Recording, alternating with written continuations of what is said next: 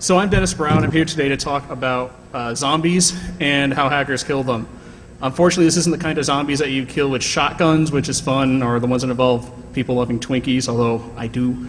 It's about the badge game we had at a conference called Con, based in Rhode Island earlier this year, where we had a zombie game on our badges for the conference, the electronic badges. Let me pull one up here, like this one here. If anyone can see that, probably not.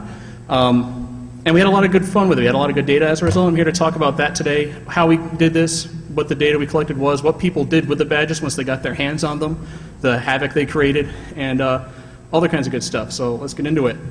So what is Quahog Con? If you watch Family Guy, you probably have heard of the city, Quahog, Rhode Island. It isn't a real city in Rhode Island, unfortunately, but it's like every city in Rhode Island if you know the place.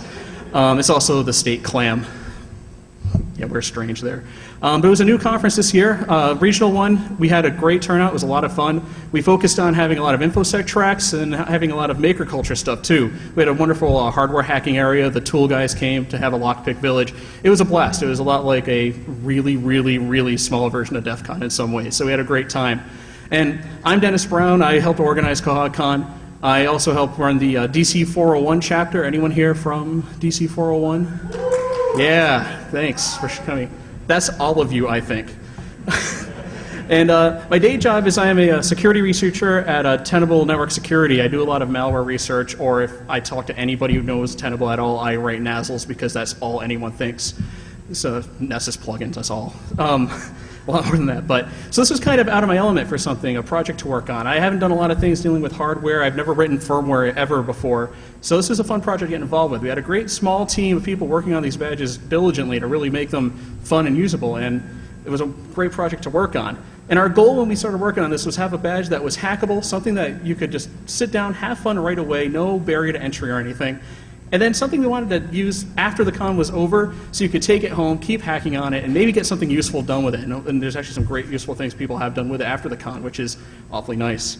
We want to include wireless connectivity on the badges because having an LED flash or something that is kind of passive is fun, but we wanted to have a little more interactivity with the badges because that's just cool, right? So we wanted to also put a game in there too, because it's fun to have a badge that'll like a TV be going badge. That's fun. It's fun to cause trouble when you're in a bar with guys wanting to watch sports and you turn it off on them. But we want to have people have something active to do at the con. We can interact with everybody else there. So we definitely, that was one of our main design goals when we started. We definitely wanted to have an open source development environment because it's no fun if you have to go and use proprietary tools or IDE that you're not familiar with to get going on it. We ended up using GCC, so that worked out really well for us. And we want to make it easy to write custom firmware for. So I'd say out of the 4 points here, we only hit about 3 of them. The ease of development or getting people working on it at the con was a little bit of a misfire on our part, and I'll talk about that later when we go over the mistakes we made. So the badge design itself was really great. It actually was done for us from the start. We worked with a company called Redwire LLC based out of Massachusetts. They had this product, they call it the Red Bee Econotag. That's the picture of it there on the projector. It's a really nice device. It uses the Freescale MC13224 microcontroller, which is an ARM7 microcontroller. It runs at something like 20-something megahertz. I forget the exact number of megahertz, but it's a really nice chip. And the great thing about it, it has a lot of nice features. It has a nice watchdog timer to make so you can keep it from crashing when some guy's sweaty shirt touches it and makes the whole badge freak out, which happened a few times. It has an AES right on the chip, so you can have all kinds of nice encryption with it, which we totally did not use. But the feature we used it for was it had Zigbee on board, as 802.15.4. This was excellent. This gave us pretty much everything we wanted in one package, and we started working with the Red Bee guys. They helped us to expand upon it a bit to really make it what would be great for our conference. Another nice thing it had that we chose to keep was it had a USB connector on it, which made this a breeze to flash and write custom firmware for, and just expand upon it however you wanted to. This worked out wonderfully for us. The picture on here is the end product we had. And if you notice, the middle of the badge is pretty much what we had with the Econotag from the previous slide. And I apologize for the missing a few things on the slide there. Hopefully all the good data is there. But we took the Econotag design. We changed a few things about it. We ended up with the same interface they had with 2 buttons and a reset button. The reset button's on the left. We added 5 red LEDs on the left side, like a little bank of 5, and RGY, red, green, yellow RGBs on the right side, LEDs on the right side. And we made it use AAA batteries. which we thought was a good call because if people wanted to do something after the fact, they could just go to any pharmacy, any store, and pick up some AAAs, pop them in the badge, and they're rolling once again with whatever they're doing with it. Ultimately, we worked with a local manufacturer, J&J Technologies, out of Foxborough, Massachusetts, which we love working with local fabricators for these. We ended up with about $30 per badge, which we rolled into the cost of admission, which made this very affordable for us. The overall admission was $100, so this was right in our budget. It was great. We just rolled it back to the attendees, and everybody seemed to enjoy that part of it at least. So the badge was really easy to code for. Like I said earlier, it just uses an ARM cross-compiler. If you go to the MC1322 development site run by the Redwire guys, they have all the tools in there to build the tool chain, get it all working just properly. Very, very easy to work with. And there's a lot of fun things you can do with it even after the con when you're not playing with your fellow conmates anymore. Josh Wright at KohaCon used the Killer Bee tools he developed in order to attack other badges there and really make them freak out quite a bit, which was fun. I gave him a few tips on things he should try, and he tried all of them and really made people freak out a bit at the conference. There's Contiki support. Contiki is essentially a full full system environment for the badge itself, which helps you, which abstracts away a lot of the things. It gives you IPv4 access, IPv6, using 6LoWPAN, a lot of other great utilities for it. It essentially is like running a full operating system on the badge in some ways. There's a lot of sample code that worked really well that was distributed with the development tools for the badge, which people were using to right away write packet sniffers, packet injectors with a whole lot of great tools. And just the other day, Dragorn implemented Kismet support for the badge itself, which I'm going to demonstrate here, and I hope it still works. It's in very alpha stage. But what this does is it turns the badge into a Zigbee sniffer, so you could use this, or if you purchase the Cono tag from the Red Bee guys, go to your next pen test with a con badge and try to find maybe if you're at a SCADA facility that uses Zigbee, find vulnerabilities there walking around with your conference badge. So I thought that was pretty cool. So I want to demonstrate that here to show the kind of stuff we see. Now, one thing I asked for before this conference, if anybody was reading on Twitter or on the DC Forum mailing list or on the KohaCon site to bring your badges, so now would be a good time to get them out and generate some traffic for me to actually see with this. Just 1 second, I'll set this up.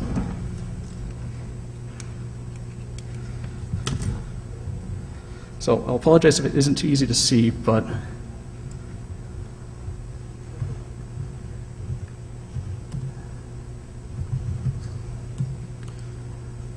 okay, so you can let's see if you can see anything here. So start hitting some buttons here. If not, I'll fire something else up.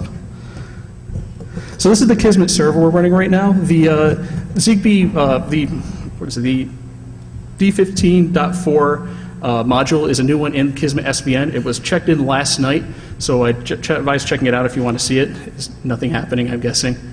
Live demo failure, I guess. Oh well. But it was in there if you have something like this or any other device that uses that does Zigbee, that uses a serial Zigbee drivers available for this chipset and some other ones as well. I was talking with Dragorn, who unfortunately couldn't be here this year, but he said that he believes it'll work with the Ninja badges as well this year because they use the same microprocessor. So hopefully we get some good stuff with this. Is this thing just failing? Absolutely. So supposedly these things have a 600-foot line of sight radius. Oh, thank you, Larry. Let's try it out. Oh, hold on. Let me try that. Okay, so this is absolutely failing. I'm sorry, it's really, really early alpha code. But if you have one you want to check it out, just check it out at the Kismet SVN repository. It uses the plugin architecture, which is pretty new in recent versions of Kismet. So if you haven't used it, it's really just other modules you compile in, add them to your source directory, to your home directories, Kismet directory, Kismet/plugins, and it loads right up and works fine, except not right now when I want it to work, of course. So let's get away from that.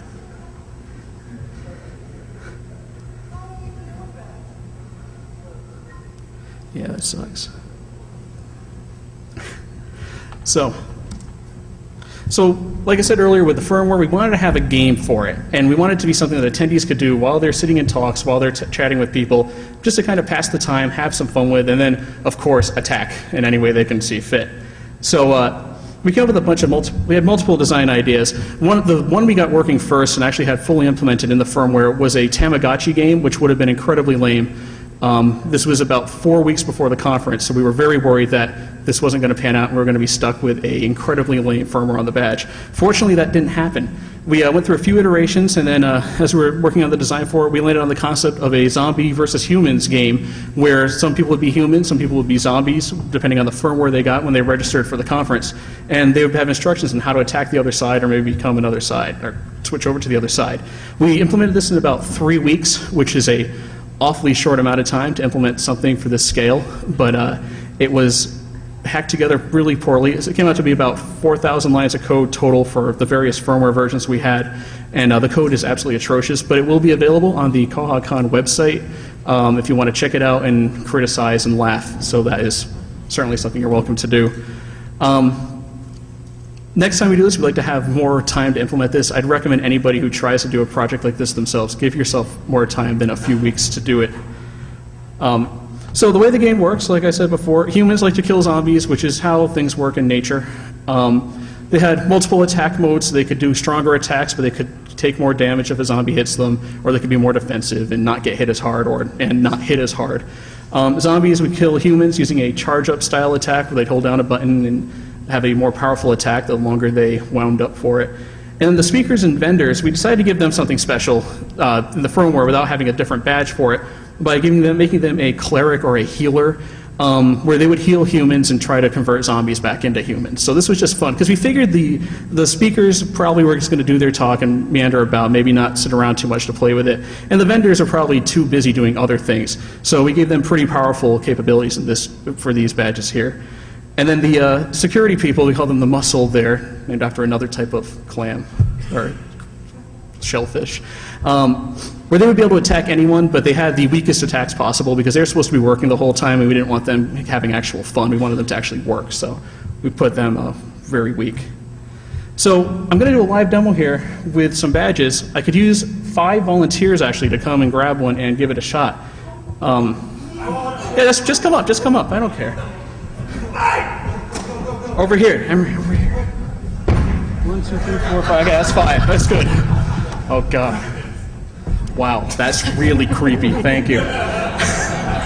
So grab one of the badges here. You have a whole kit with some AAA batteries. Please put the batteries in the right way. There's little marks on the inside of the battery thing. Which one's the plus? Yeah.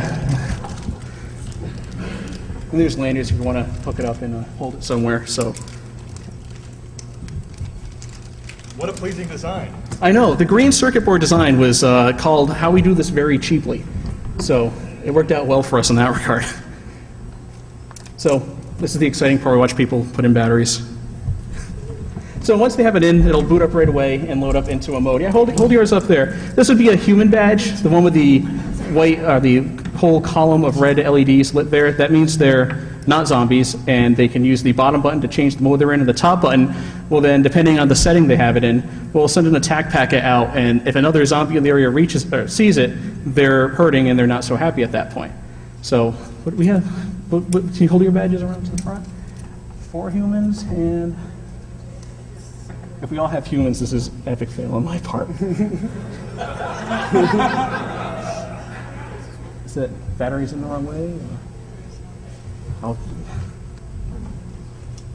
These catch on fire. They won't catch. They shouldn't catch on fire. So, to make this a little more compelling, I'm going to fire up one of our tools for this. Put myself there.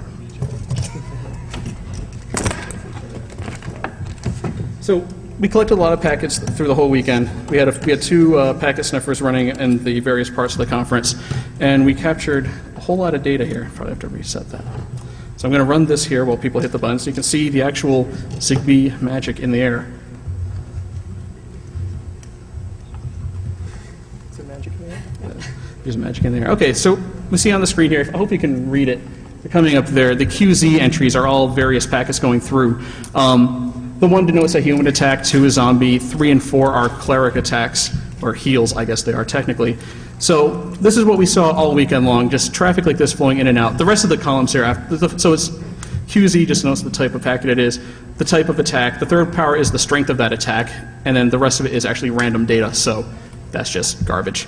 If you notice one thing here, where all the 3s and 4s always have a 20 after it, I'll be talking about that shortly. That was a terrible oversight on our part.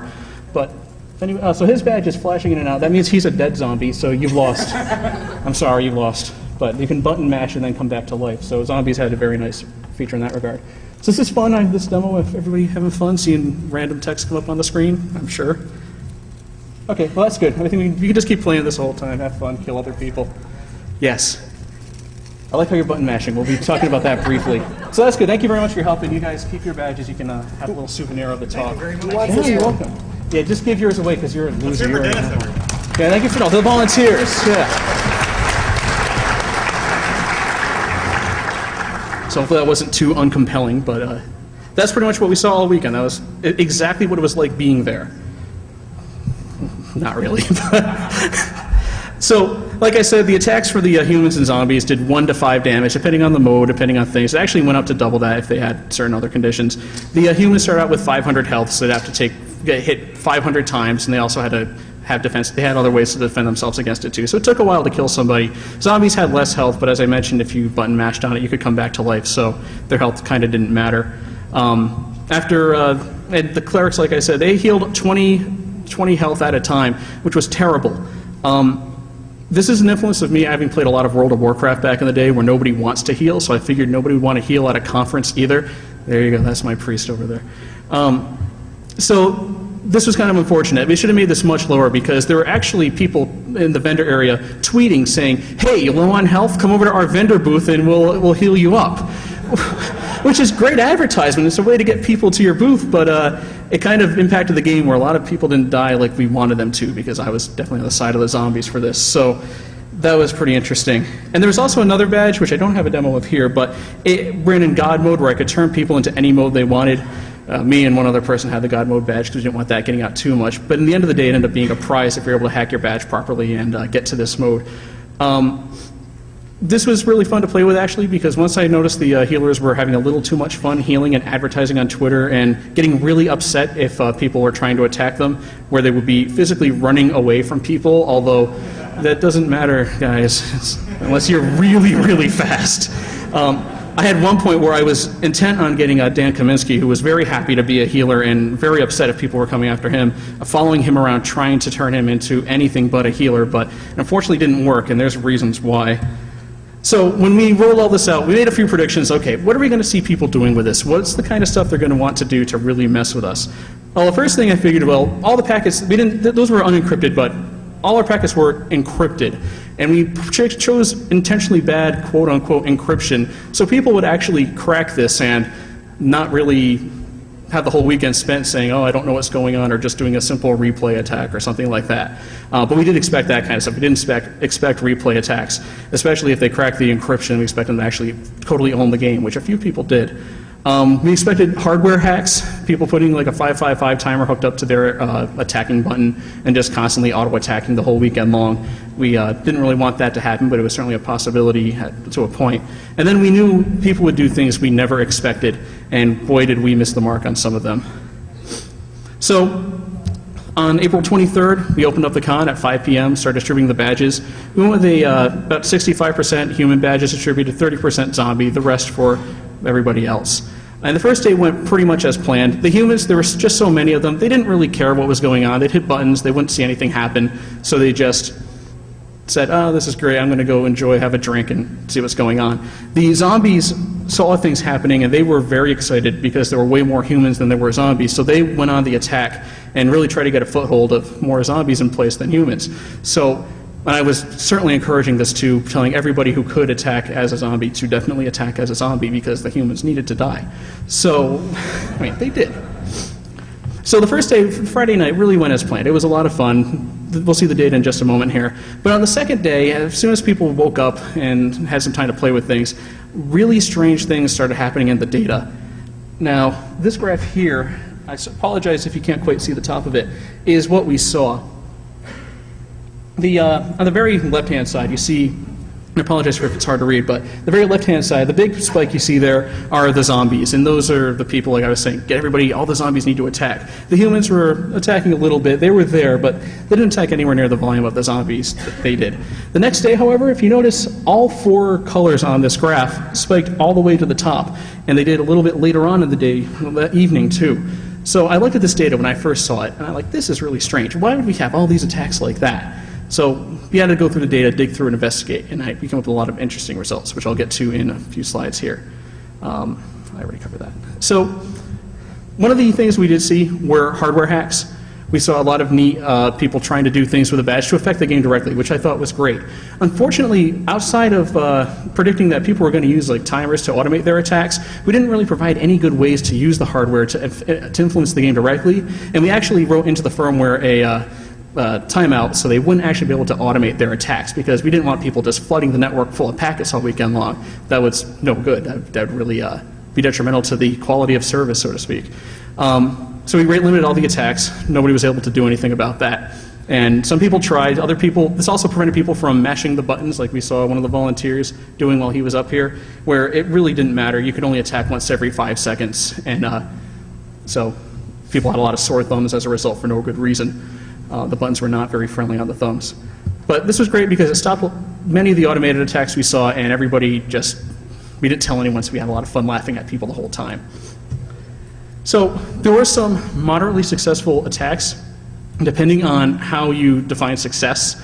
Probably the most impactful event that happened where one guy had a fuzzer. He just took some of the sample code we had, said, well, I'm just going to throw random junk out there. I know how big these packets are. I'm going to throw random data and see what happens.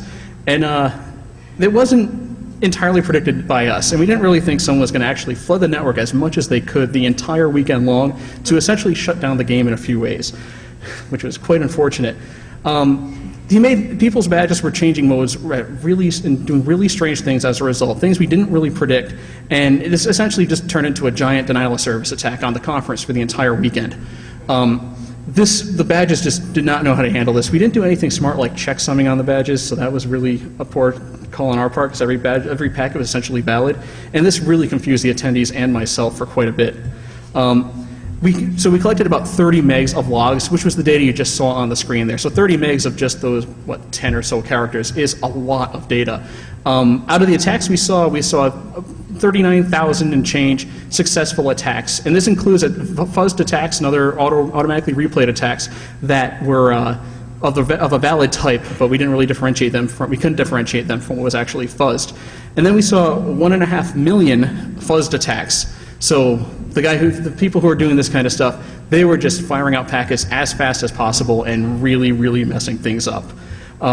It was a lot of fun to see it afterwards in the data, though. What we have in the screenshot there is an example of what they were doing. The third column there is the actual attack type. The valid types were 1 through 4 and 99 for the God mode. None of these were valid. All the data here was clearly just being randomly generated, and this had just such a devastating effect on the badges. It was fun to a point. So, fuzzing aside, people did similar things with packet replay, which was very successful. There were at least 2 people I know that were at the conference that actually figured everything out, started replaying packets and just started impacting the game however they wanted. This was great if you want to have an automated attack. You just have to make a custom firmware, which was very easy to do with the samples. Start replaying a captured packet that you saw that you knew was a valid attack and just go to town on it. And it worked really, really well for them. This got around the rate limiting code we put in place, because at this point it's your code. You didn't really have to apply to ours at this point. And some people actually did this with replaying by just generating some random data in there, but using the proper format and inferring what was going on by watching other packets. And they actually accessed the God mode packet these ways. But they didn't really understand what was going on. They just were replaying what they saw and replaying it a bunch of times and seeing everybody's badge freak out. So the way that this got a lot better was when they cracked encryption. Now we use this very, very high-tech thing called XOR. If we did this intentionally because we wanted to make it fun, if the one line there is just a sample of what a packet looked like raw, the first byte there, actually the second byte in this line, is the XOR key itself. So every packet that went out, we had the key in it. So this made it pretty easy to figure out what was going on. And then the second and third bytes there were the packet type and the power of the attack, or just looking at the other parameters to pass through for the function. And the rest of it, like I said earlier, was junk. Once people started cracking this, the whole game opened up. Everybody just started seeing, okay, what can I send through now? What'll work? I know I can send valid packets of any type I want. Let's see what happens. And this is where people started having a whole lot of fun. Another way people had some really good luck was by brute forcing as well. especially once the encryption was broken. We were seeing people just going through, trying everything they could to figure out what was going on. And they essentially mapped out the entire protocol this way, especially if they were in closed quarters without not a lot of other people around. They could see the direct actions of what they were doing on other people's badges. So that was a lot of fun. We had excuse me. So we had a few obvious attempts of what was going on here. I'll show that right here. This was clearly one person, or maybe multiple people, I'm not exactly sure because we just collected the data randomly. Collecting or just trying anything they could. They started replaying the same numbers through the different power fields here. This may have had an effect if they weren't using 0 as the packet type. That was just an unused value. So this was pretty interesting where people are just firing away at crazy trying to see what they could make it do. And then someone smartened up here and said, it's probably awfully hard to read, but they just went through and iterated through every kind of packet there was to see what would happen, trying it first in the packet type column, which they didn't know at the time with us. They just tried one column at a time. Then again at the packet power column. This was really smart. This actually was pretty close to actually breaking the entire protocol for the game and figuring out what was going on. Except for the part that having 0 as the other value would essentially make all the attacks be of 0 power, which obviously won't hurt anything. Oh, and then like I said in the slide previous, the attack type of 0, so that didn't do anything either. So whoever this was just a hair away from cracking everything that was going on, but just didn't quite have it. So unfortunate for him. But this is definitely the way that people were going through and thinking about how to attack this, trying to crack what was going on in these packets, figure out what was going on. And ultimately, people were figuring this out. People were generating any kind of packet they wanted out of their badge, including the God mode stuff, which was letting people walk around and just nuke entire rooms and turn them into any kind of thing they want, even make them all dead, which was a lot of fun for everybody. So that was definitely the grand prize for the badge hacking that was going on. So we learned a lot of things from this here. One thing we learned is when you're playing around with something, especially something small scale like this in a confined area with people who know what they're doing, you really have to prepare for denial of service attacks. They really ruined us for the game. Essentially, every time that one guy would walk into the room, when one guy knew who was doing it, walked into the room pretty much shut down. The game wasn't in action for a bit. If actually, I think I lost a slide here, but we go back to this. So the big spikes we have here, the ones where all the colors are going up the same, that was when this one guy would walk into a room with his badge that was constantly buzzing. Because of that, when everything shut down, things were just going nuts, and you can tell when he went out for the night to check out Providence, when he came back to the hotel around midnight. So this guy was a walking denial of service attack, so that really sucked. We got to make sure we do something about that next year. The one thing we really need to do is put checksums on the packets. Maybe we were using a lot of just really fake packets. They weren't really valid Zigbee packets or anything at all, but it was really just what we got to work in the 3 weeks we worked on it. It would be a little nicer if we made something so it check for a valid packet, make sure replay attacks don't work, and make sure fuzzing doesn't work in the future. But it's nice, it's kind of fun to track people at the same time, so that worked out pretty cool. Sorry about that. The one thing that was cool about XOR encryption was it was almost good enough for the conference. We wanted to last about 24 hours from when the first badges went out. So people would have to work on it off and on for a day and then actually have something that they could play with. Based on the data we saw, people started really doing strange things and really started doing what looked like brute force attacks after about 18 hours. So I don't know, I guess that's if you take a sample of 250 people, someone will crack XOR encryption in 18 hours. So I wouldn't quote me on that metric, but I thought that was pretty cool. And one thing we need to do definitely next year is incorporate more hardware hacks into the game. This was probably one of the more complicated parts of it. Shutting down the 555 timer attack approach was really unfortunate, especially since somebody tried it, and because only one person tried it. Where it would be nice to have some way to influence it that way. That's definitely something we thought would make the game a lot better for next year and really improve upon things quite a bit. So, but at the same time, a lot of people had fun with the hardware. It's a really fun platform to work with, really easy to add things onto. It has a lot of extra GPIO pins, so you can just start putting things on it like you would in anything else. Really fun. I would really recommend checking out this whole hardware platform and doing what you can. So I have a little conclusion here, but not the finale, so to speak. In the end, the humans did win, mostly because the zombies couldn't do anything about it. So that was unfortunate, but that was the reality of what we saw, and we love it just the same because people had a lot more fun with it that way. Having Zigbee involved in badges like this is a whole lot of fun. If anybody's trying to come up with an idea for their own conference, their own whatever functionality to have some sort of ID, I'd really advise checking it out. This chip here is in about the $15 range for the chip itself, so you might be able to whip up something pretty low price using, we don't have anything really fancy here, an integrated antenna onto the board and a few other components, so you could probably do this even cheaper if you really tried. But it was a whole lot of fun, and people really, really love messing with their fellow attendees. They love making problems for other people. Watching people actually just saying, I'm attacking just so I can attack you, was a lot of fun. And people really got a kick out of the badges. They're really functional, they really worked out well, and we were happy that we had something that people have gone on to use after the conference. So that was pretty great. This picture pretty much sums up how it all went for us, if you can read it. We set up a cardboard box near the exit saying, recycle your badge here, and all we got was a napkin that said, sorry, way too cool. So that was a nice validation that everything went well at the end of the day, and unfortunately we didn't get any badges back. So I have a bit of a spoiler here that we're going to be doing this again next year in Providence, Rhode Island, the end of April, and then April 29th through May 1st at the same place as last year, the Hotel Providence, which was very gracious to us. And we're trying to come up with a badge design for next year now. We definitely want to do it earlier and give ourselves more than 3 weeks to code the thing. But we're thinking about going to this chip here, the ATmega 128 RFA1, which is based on the Arduino platform. One thing we found from doing this contest was when people were trying to do the badge hacking, more people had experience with the Arduino than they did with like GCC or any other processors out there. So we want to enable that and let people help figure that out and start being able to do things while they're just at the con attending and having fun. The picture you have there is from that's from the Dresden Electronic company in Germany. I forget the exact model number of that chip there, but they sell that as about 21 euros right now, I think, for the price of it. So it's about 20 to 25 bucks, I guess, US. But it's pretty cheap. The chip itself, just for the ATmega chip, is actually much cheaper. So hopefully we'll be able to do this better and cheaper next year. But just like we have with the chip this year, it has an embedded Zigbee components in it. We might try to do an LCD, but I think the Ninja Networks guys beat us to that this year, so that's unfortunate.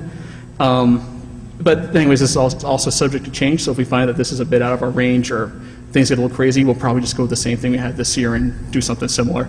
But we hope to see everybody there. It's going to be a really great time, and it'll be really fun. So that's about all I had. Some special thanks. I want to thank John Duxta for being the guy who took care of everything last year, wrangling together. Dragorn for his addition with Kismet, where if you get your hands on either one of these badges or the Red Bee Econo tag, it's a really great enhancement, especially if you're doing anything involving Zigbee at all. It's now in SVN, so go check it out. The Redware guys were excellent working with us, helping us out, getting the entire badge design. Essentially, people helped play testing like me and the con attendees, which really made this into a fun experiment for us to figure out what was going on, see what kind of attacks people would do, and go on from there. And we had a lot of fun doing it. Everybody seemed to have a good time. So I'll take some Q&A now. I'm a little early here. The demo didn't go exactly as planned. But if anybody has questions, I'd be happy to answer them now. Yes, over there. How many badges did we end up making was the question. We made about 250. I think it was exactly 250. We got them all produced locally in Foxborough, Massachusetts, which worked out great for us. They cut us a nice deal for helping them, letting themselves advertise during the con. We were happy to go with a local provider too. When we did the initial batch, we received about 25% of them were broken or had some sort of flaw with them about a week before the con, so that made things really hairy towards the end there. We had a lot of emergency soldering and emergency shipping and stuff to do, which was a lot of fun. But in the end, it all worked out pretty well, so we had enough for everybody. Any other questions? Okay, I think that's it. Thank you. Oh, one back there, actually. Oh, thanks. We have plenty of time, so yeah, come on up and yell it, and that'll work better. Oh, thank you. I'm sorry? And actually, we don't. We had very few coming here, and we'd save them for the demo, so it was very, very tight at the end. Everybody kept theirs, and nobody wanted to share theirs after the fact. But I think that's it. Okay, thank you.